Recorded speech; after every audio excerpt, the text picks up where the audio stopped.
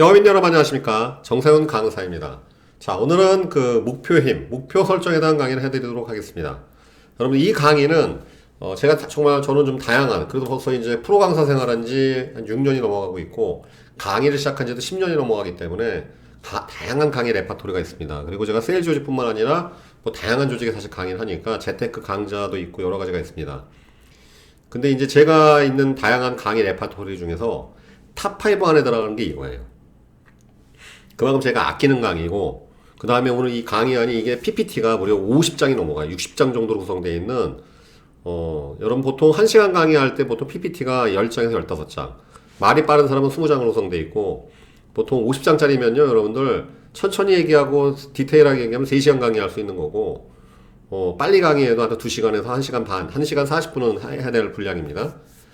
굉장히 이 내용이 제가 아끼는 강의야. 그래서 이 세일즈 TV 보면 초창기 강의 맨 밑에가 보면 있어요. 근데 그거는 6년 전 강의고 지금 굉장히 레벨업이 됐고 업그레이드가 됐겠죠. 단언컨대 이 강의는 여러분들의 인생을 바꿀 거예요. 그래서 제가 아끼는 강의입니다. 그러니까 이 강의 지금 들으시는 분들은 끝까지 정주행 하십시오. 단언컨대 다시 한번 약속드리겠습니다. 이 강의 끝까지 다 들으시고 여기서 말한 대로 행하시는 분은 여러분들의 남은 인생이 바뀔 거예요. 분명합니다. 그렇기 때문에 이 강의 들으신 분들은 꼭 이거 이제 정신줄 잡고서 끝까지 정주행 하시길 바라겠습니다. 한 3부작에서 4부작으로 나눌 텐데, 목표의 힘, 목표 설정에 대한 강의 시작하도록 하겠습니다. 자, 여러분들 연소득 3억 6천 넘어야 상위 0.1%. 10명 중 4명은 경영자. 이건 2016년 5년 전 기사입니다. 이런 기사가 있었습니다. 연합신문에. 금융소득자 평균소득 1억 5천만 원으로 으뜸. 금융인, 관리자, 교수 순이더라.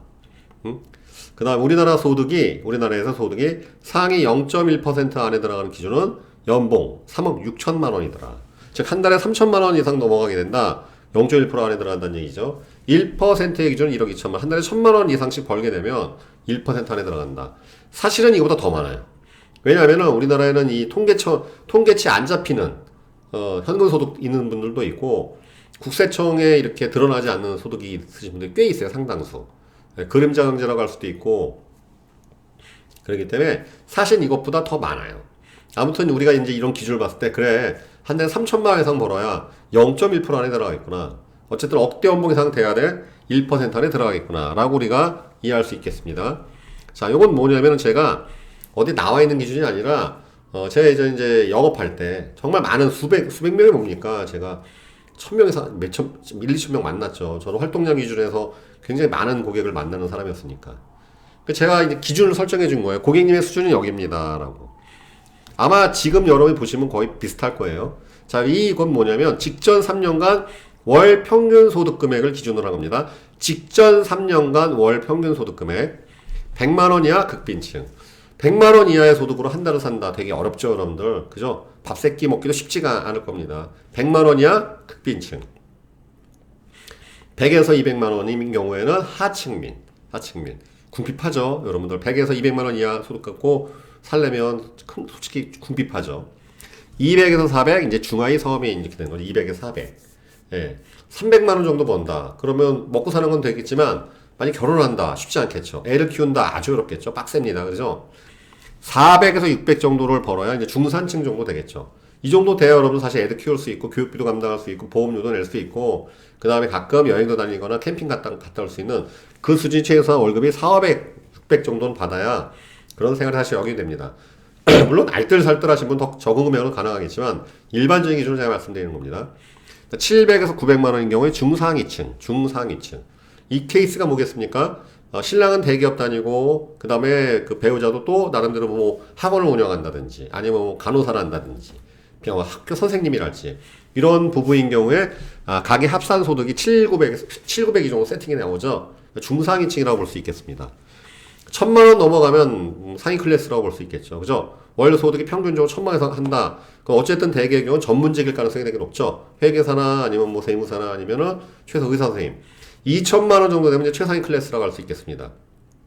연봉이 2억 넘어가는 거 아니겠습니까? 그러니까 보통 의사의 경우에도 여러분들 보통 페이닥터 있죠? 큰 병원 페이닥터가 보통 급여가 1,000만 원 최소한 중반대부터 후반대 또 2천만 원까지도 이렇게 구성되어 있습니다. 개원이 같은 경우도 물론 1,000만 원 못 보신 분도 있습니다. 마케팅 비용 및 여러 가지 비용 때문에. 근데 보통 개원이 분들 만나보면 보통 2, 3천 원 벌입니다. 되게. 변호사도 여러분들 물론 500만 원도 못 버는 변호사 있겠지만 일반적으로 1000에서 1500, 2000 정도 이상을 버옵니다. 되게 변호사들이. 대형 로펌인 경우에 뭐 훨씬 더 많이 벌겠죠. 3천만 원 이상 번다. 이러면 우리가 보통 부자라고 표현할 수 있겠습니다. 월 평균으로 3천만 원 이상 번다. 그죠? 그러면 이런 3천만 원 임대소득이 나오려면요. 아무리 모여서 2, 30억짜리 건물이 있어야 돼. 그래야지 임대소득이 한 달에 2천만 원 이상씩 나오겠죠. 5천만 원 이상 보겠습니까? 지역 유지. 그죠? 중소기업도 매출 뭐 몇백억짜리를 갖고 있다든지 건물도 몇 개 있어요. 그래야지만 월 5천만 원 소득이 유지되는 것이죠. 그 다음에 이제 월 평균으로 나는 1억 원 들어온다. 보통 우리가 재벌 아주 왕부자, 큰 부자라고 표현할 수 있겠습니다. 한 달에 1억씩 들어오시는 분은 뭐예요?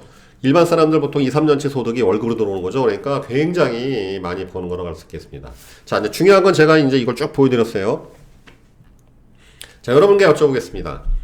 한 달에 100만 원도 못 버시는 분과 한 달에 1억 원 이상 버는 사람이 무슨 차이가 있을까요? 어떤 차이가 있을까요? 생각, 스펙, 집안 환경, 제가 말씀드린 거 여기서 이제 그 타고난 어떤 금수저 이거 빼버리고요. 원래 집안의 환경이 좋아, 부유해갖고, 금수저 태어나신 걸 제외하고 자성관 여기 부자를 말하는 겁니다. 저게 무엇일까요? 예, 똑같은 인간입니다. 여러분 아시겠지만 여기 계신 100만 원도 못 버시는 분과 1억 이상 버는 사람의 차이는 없습니다. 유전자적인 차이는 없어요. 똑같은 유전자입니다. 그죠? 그렇다고 잠을 아예 누구나 안 자느냐? 그것도 아닙니다. 잠자야 되고 밥 세끼 먹어야 되고 똑같습니다. 누구나 코로나 같은 질병에 걸릴 수 있고 누구나 결국은 시한부 인생, 결국 죽는단 말이죠. 영원한 인생 아니잖아요. 그죠? 똑같은데 도대체 왜 누구는 100만 원도 못 벌고 누구는 왜 한 달에 1억 원 이상 벌까? 무엇일까요? 강의 주제죠. 바로 목표의 차이입니다. 목표에 따라 달라지는 거예요. 무엇을 목표로 삼느냐에 따라서 이러한 삶이 나눠집니다. 자, 그럼 왜 목표가 내 삶의 수준을 만드는지, 재무적 수준을 만드는지, 어떤 삶의 행복도, 삶의 가치, 모든 게 지금 목적과 목적과 연결되는 것인데, 과연 목표는 무엇인지에 대해서 한번 알아보도록 하겠습니다. 요건 여러분들 꼭 그 성경적인 얘기가 아니라, 아닙니다. 그냥 여러분들 보통 이 성경은 전 세계에서 가장 많이 팔린 책이고, 하니까 이제 뭐가 나와 있냐면 창세기라는 게 있어요. 창세기 여기에서 이제 하나님이 인간을 창조하고 난 다음에 제일 먼저 시킨 일이 있어요. 창세기 1장 19절, 20절에 나오는 건데, 어쨌든 그 창조주가 신이 이렇게 세상을 창조한 다음에 아담이라는 인간을 이제 만든 다음에 제일 먼저 시킨 일이 뭐였느냐? 짐승에게 이름을 붙여라. 짐승에게 이름을 붙여라. 이름이 뭐겠습니까? 목표, 여러분들. 자, 그러면 여러분들 이름 어떻게 짓습니까? 애 태어나면은. 옛날에야 무슨 이제 오래 살라고 그래갖고 천한 이름, 개똥이, 소똥이 했지만 지금 그렇게 안 짓죠? 제 이름은 정상윤이죠? 높을 쌍자에 맏아들 윤자. 저희 집안에 제가 제일 먼저 태어난 아들이었어요. 그래서 높은 아들이 되라. 이 집안을 짊어지는 아들이 되라. 라는 뜻으로 지어진 이름이죠. 예를 들어서 이름이 무슨 미영씨, 아름다울 밑에 빛날려. 아름답고 빛나게 살아라. 미영. 우리 이름 귀하게 짓잖아요. 그죠? 그 이름으로써 어떻게 보면 그 사람의 인생의 목표가 결정되는 것이겠죠. 여러분 회사 우리가 차릴 때 회사 이름 함부로 짓습니까? 무슨 욕을 넣어서 이름 넣는 거 봤어요? 망할 기업 이런 거 없잖아요. 그죠? 회사가 흥해라, 번창하라는 이름을 떠서 신중하게 이름을 짓지 않습니까? 그죠? 그러니까 여러분들 이름이 굉장히 중요한 거죠. 이름이 결국은 어떠한 그 사물, 짐승 포함해서 다 목표가 담겨 있는 거예요. 목표가. 그죠? 어떤 목적이 있는 거란 말이죠. 그래서 신이 인간을 창조한 다음에 인간을 제일 먼저 시킨 게 바로 이 모든 짐승들에게 이름을 만들어라. 이름을 만들어라. 이렇게 시켰다는 것이죠. 자, 이름도 일종의 목표의 한 카테고리입니다. 자, 그러면 목표죠, 목표. 여러분들 특히 세일즈, 여러분들 이 방송 보시는 분이 거의 대다수는 세일즈맨들이십니다. 세일즈는 뭡니까? 목표로 시작해서 목표로 끝나죠. 실적으로 시작해서 실적으로 끝나죠. 예, 여러분들 분명히 3W라는 생보업계 레코드 하신 분은 매주 주간 3건이라는 목표를 갖고 있을 것이고, 아니라면 월간, 여러분 우리가 매일 월 마감을 해야 됩니다. 월간 실적 목표가 있을 것이고, 그 다음 확장되면 분기 목표, 반기 목표, 연간 목표가 있을 것입니다. 나는 올해 꼭 MDRT를 하겠다. 연간 목표가 세팅되어 있는 것이죠. 나는 올해 꼭 억대 연봉을 한번 해보겠다. 억대 연봉. 1년 동안 1억 이상의 소득을 창출해보겠다는 목표가 있는 것이죠. 네, 특히 세일즈는 여러분들 실적과의 싸움이고, 실적으로 시작해서 실적으로 끝나는 그러한 영업 조직입니다. 그죠? 네. 여러분들이 지금 디프레스 되거나 아니면 여러분이 동기부여 받는 것도 결국 실적이죠. 실적을 초과 달성했을 때 기쁨. 실적이 미달했을 때 어떠한 그 아쉬움과 안타까움, 그 다음에 좌절감 그런 게 있겠죠. 즉 인생은 여러분들 고울로 항상 달려가고 있죠. 인생이 똑같습니다. 여러분 우리가 시간이라는 기차에 이렇게 생각하시면 돼요. 우리가 철도가 있어요. 시간이라는 철도에 내가 지금 가고 있는 거야. 여러분들은 가만히 있는 것 같지만 시간이 흘러가기 때문에 늘 우리는 어디론가 가고 있습니다. 나는 그냥 가만히 아무것도 안 하는 것 같아 하더라도 시간이 날 잡아가요.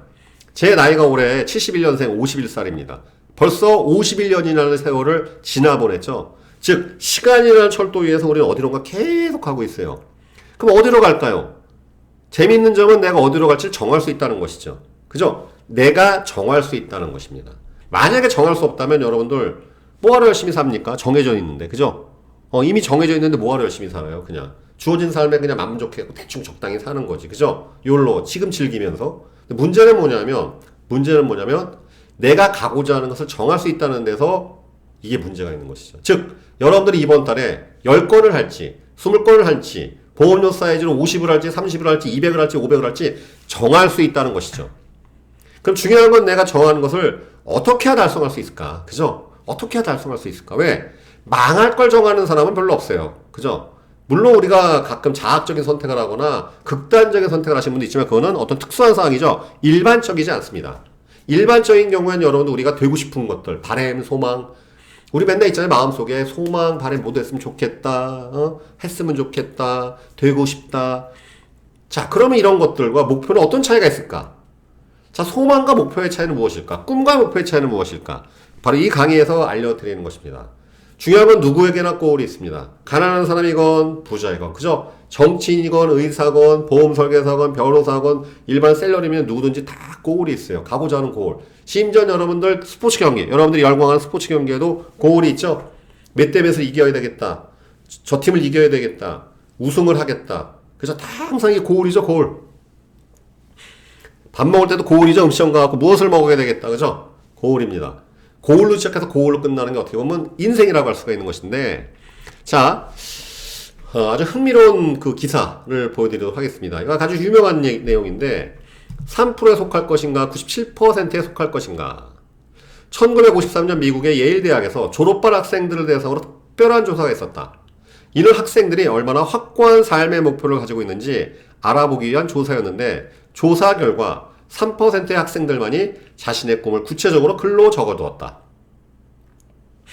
나머지 학생들 중 67%는 아무런 목표나 꿈도 설정하지 않았고 30%는 꿈이 있지만 기록해 두지는 않았다.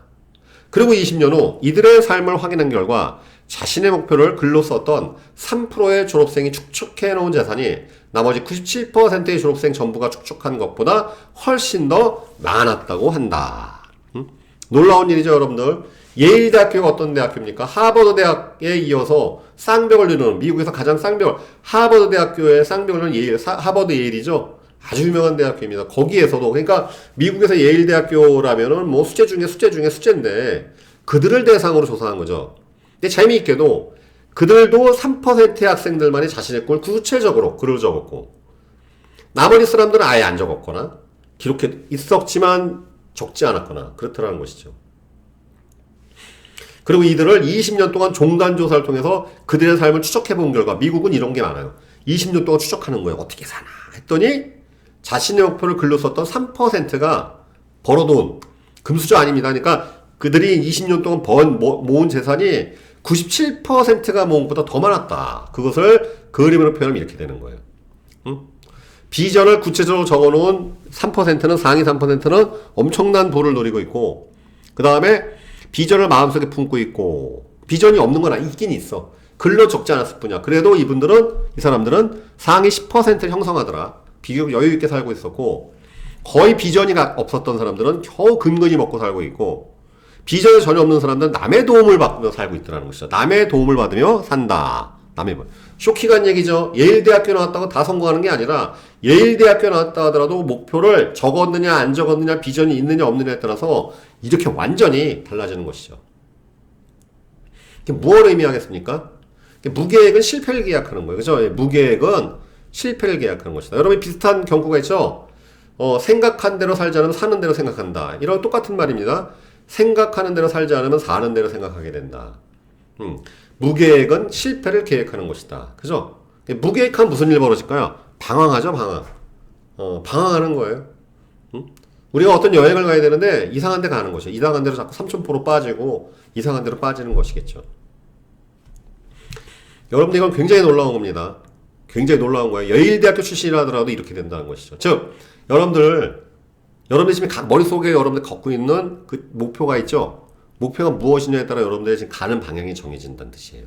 응? 그죠? 자, 명작과 망작은 한 끗 차이다. 이 뭐냐면요. 요게 이제 그 옆에 있는 게 왼쪽에 있는 게 낙서입니다. 그러니까 어느 서양아가 있는데 그 서양아가의 아들이, 그러니까 애가 있었대요. 애가 낙서한 거예요, 낙서. 3살짜리인가가 막 낙서를 한 거예요. 근데 이 그 서양아가, 어머니가 이 그림을 보고서 영감을 얻어갖고 그림을 그린 거예요. 그래서 이 그림은 몇백만 원에 팔렸대요. 즉, 이게 뭐냐. 인생은 일종의 여러분들 내 인생을 하나의 작품으로 만드는 과정이라고 표현할 수 있겠습니다. 내 인생을 작품으로 만드는 과정. 즉, 어저께까지 막 살았다 하더라도 내가 뚜렷한 구도와 목적을 가지고 채색을 하게 되면 내 인생은 명작으로 탈바꿈한다는 것이죠. 다시 말하면 망작과 명작은 한 끗 차이라는 것. 이것은 바로 어린아이의 낙서일지 모르겠지만 이 그림을 바탕으로 만들어진 그림은 다시 명작으로 탈바꿈하더라. 즉 지금까지의 삶이 아무리 여러분들이 원치 않았던 삶, 되돌아보고 후회와 탄식이 있었던 삶이라 할지라도 뚜렷한 목표를 가지고서 채색을 다시 시작하면은 순식간에 예술품, 명작, 누구나 존경받는 그런 삶으로 바꿀 수 있다는 것이죠. 그거 의미하는 것입니다. 명작과 망작은 태어나면서 정해진 게 아니라 한 끗 차이다. 바로 이 순간부터라도 여러분들은 내 인생을 멋진 작품으로 바꿀 수 있다라고 다시 말씀드리고 싶습니다. 자, 목표와 계획이 궁극적 가치를 결정한다. 이 무슨 소리냐, 여러분들? 여기 이제 스마트폰 보이죠? 여기 스마트폰이 있습니다, 여러분들. 이 스마트폰이 분해하면 부품이 몇 개 나올까요, 부품이? 예. 분해해보진 않았습니다만 제가 알기로 몇 년 전만 해도 한 3, 4년 전만 해도 스마트폰 하나 부품 물어봤더니 부품이 2천 몇백 개 들어간다고 그러죠. 왜냐면 카메라 모듈 하나만 해도 여러분들 수십 개의 부품으로 구성되어 있습니다. 그러니까 여러분들 이 손바닥만한 기계가 왜 100만 원 넘어가겠습니까? 예, 부품이 고도로 정밀한 부품들이 몇백 개, 그 다음에 1, 2천 개가 응축되어 있기 때문에 이 고도의 기술 집약체이죠. 그러니까 전 세계에서 이렇게 고급 스마트폰 만드는 회사가 많지 않잖아요. 그죠? 그런 걸 보유한 회사도, 나라도 많지 않고. 스마트폰의 경우에는 1, 2천 개 부품으로 구성되어 있다고 합니다. 그렇다면 옆에 있는 자동차 한 대는 부품이 얼마나 구성되어 있을까요? 아시겠지만 여러분 최소 2만 개에서 3만 개의 부품이 유기적으로 구성되어 있지만이 그 기술의 총하죠. 전 세계에서 여러분들 자동차 생산하는 나라가 10개가 안 돼요. 그리고 세계 5대, 우리나라가 5대 강국인데 현대차, 현대기아차 때문에 자동차야말로 현대 기술 문명의, 기계 문명의 가히 총하죠. 총하. 그죠? 그러니까 차 한 대 몇 천만 원 하지 않습니까? 이 자동차 같은 경우도 부품이 2, 3만 개. 그럼 비행기는 도대체 부품이 몇 개일까? 더 훨씬 많겠죠. 비행기는 보통 10만 개가 넘어가겠죠. 왜냐면 아시겠지만 이 비행기는 훨씬 더 비싸지 않습니까? 날아다니니까 훨씬 더 악조건에서 이 지상에서 하는 거하고 하늘 날아다니는 거 하늘과 땅 차이니까 훨씬 더 많은 부품이 필요하겠죠. 그러면 여기 맨 오른쪽에 있는 로켓은 부품이 뭐 수천만 개겠죠. 왜? 전 세계에서 자력으로 로켓 만들어서 쏜 나라가 10개 정도 나라밖에 안 됩니다. 우리나라가 그 중에 하나죠. 나로로 통해서. 그래서 이 로켓은 진짜 인류 기술의 끝이죠. 끝. 로켓을 자력으로 개발해서 쏜다는 건 어마어마한 건데 이 로켓은 얼마나 비싸겠습니까? 그죠? 그죠? 이거 국가가 나서 민간 기업이 물론 지금 뭐 일론 머스크가 그런 스페이스X 여러 가지 회사를 통해서 민간 기업이 진출하고 있지만 아마존이나 이런 회사들이 중요한 건 어쨌든 로켓은 국가 정부가 나서야지만 할 수 있는 거대의 그런 기계 프로젝트입니다. 자, 중요한 건 여러분들 이렇게 다양한 기계들을 보고 계십니다. 스마트폰, 그 다음에 자동차, 비행기, 로켓. 그럼 하나 여쭤보겠습니다, 여러분들. 자동차 설계도 있습니까? 없습니까? 있죠?